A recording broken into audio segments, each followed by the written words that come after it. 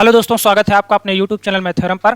आज हम लोग क्यूब रूट बनाने वाले हैं। आइए देखें किसी भी नंबर का बहुत इजीली आप क्यूब रूट कैसे फाइंड आउट करेंगे।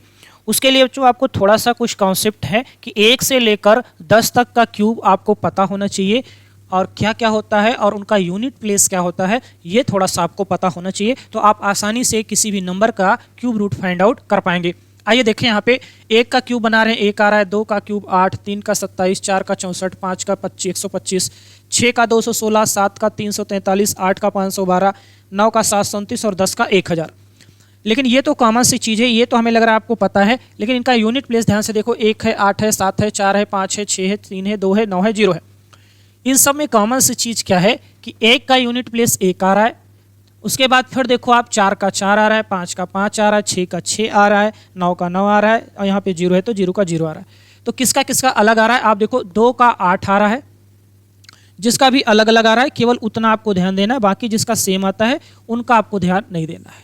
2 का 8 आता है, आप यहाँ पे देखो 8 का 2 आ रहा है, ये आपको लर्न करना है। फिर आप देखो यहाँ पे 3 है, 3 का 7 यूनिट प्लेस आ रहा है, फिर 7 का देखो 3 आ रहा है, बाकी सबका सेम आ रहा है। तो आपको याद क्या करना है कि 2 जब भी आपका यूनिट प्लेस पे 2 आएगा तो फिर आंसर क्या बनने वाला है, उसका 8 बनने वाला यूनिट प्लेस पे। अगर यूनिट प्लेस पे 8 है तो उसका आंसर क्या बनेगा, 2। याद करना भी बहुत आसान है, इनका सम क्या है, 10 है, आप आसानी से याद कर सकते हैं। 7 और 3 का भी सम क्या है, 10, आप आसानी से याद कर सकते हैं कि 3 आएगा तो उसका आंसर 7 होगा, 7 आएगा तो उसका आंसर क्या होगा, 3 होगा। केवल इतना याद रखना है, 2 का 8, 8 का 2, 3 का 7, 7 का 3। बाकी उसके अलावा कोई नंबर है तो उसका सबका सेम होता है। 1 का 1 ही होगा, 4 का 4 होगा, 5 का 5 होगा, 6 का 6 होगा, 9 का 9 होगा और 0 का 0 होगा। तो फिर आइए स्टार्ट करते हैं। कुछ एग्जांपल्स हैं, एग्जांपल से समझते हैं कि कैसे आप क्यूब रूट किसी नंबर का फाइंड आउट करेंगे।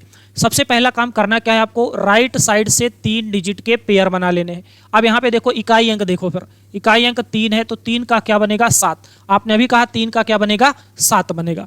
फिर उसके बाद बच रहा है 4। अब जो 4 बच रहा है वो देखो किसके किसके क्यूब के बीच में है, तो 4 1 और 2 के क्यूब के बीच में, 1 के क्यूब और 2 के क्यूब के बीच में है। छोटा वाला लेंगे, छोटा क्या है, 1, 1 यहाँ चिपका दो, आपका आंसर क्या आ गया, 17, आसानी से। अगला नंबर देखो यहाँ पे है, राइट साइड से 3 डिजिट ले लो, 1 है यूनिट प्लेस पे तो 1 का 1 ही होगा, 1 का आंसर क्या होगा, 1 ही होगा। अब बच क्या रहा है, 68। 68 देखो किसके किसके स्क्वायर के बीच में आता है, तो किसके किसके क्यूब के बीच में, तो 4 का क्यूब क्या होता है, 64 और 5 का क्यूब क्या होता है, 125। तो 5 के क्यूब और 4 के क्यूब के बीच में आएगा। छोटा क्या है, 4 है तो 4 यहाँ लगा दो, 41 आपका आंसर आ गया। अगला नंबर है देखो 18 51 93, राइट साइड से 3 डिजिट ले लो, 3 का क्या होता है, 7 होता है। अब बच रहा है 185।